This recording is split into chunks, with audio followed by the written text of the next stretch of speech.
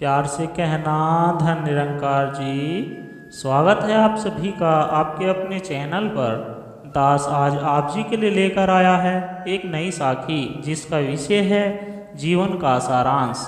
चलिए सुनते हैं आज की ये साखी। साध संगत जी।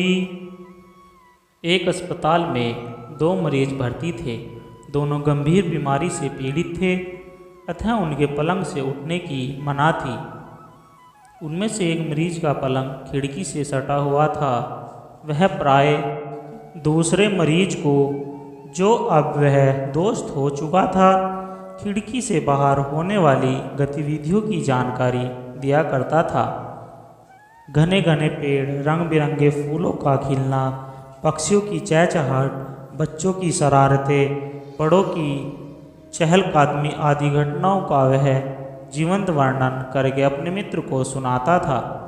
दूसरे मरीज मित्र को सब सुनकर खुशी तो होती थी, पर इस बात से बहुत दुख होता था कि उसका पलंग खिड़की से दूर होने की वजह से वह यह सब स्वयं नहीं देख सकता था। एक रात खिड़की के पास वाले मरीज को दिल का दौरा पड़ा और वह तड़पने लगा।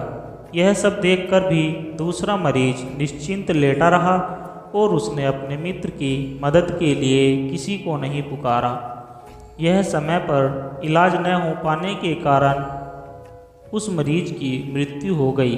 अगले दिन जब लोग उस मर्द शरीर को वहाँ से हटाने के लिए आए तो दूसरे मरीज ने उन लोगों से अपने पलंग को खिड़की के पास लगाने का आग्रह किया। उसके आग्रह पर उन लोगों ने पलंग को खिड़की से सटा दिया। मरीज अपनी इस सफलता का अत्यंत खुशी मना रहा था, परंतु अगले ही पल उसकी सारी खुशी काफूर हो गई।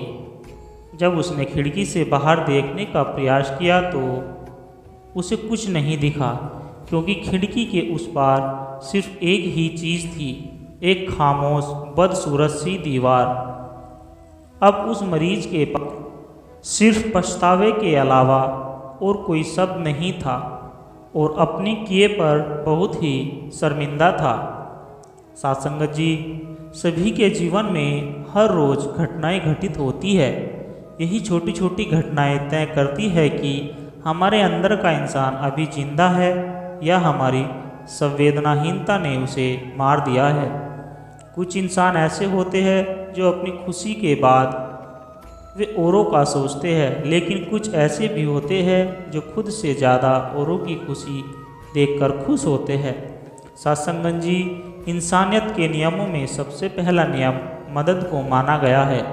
किसी की सहायता आपके आत्मबल को मजबूत करती है।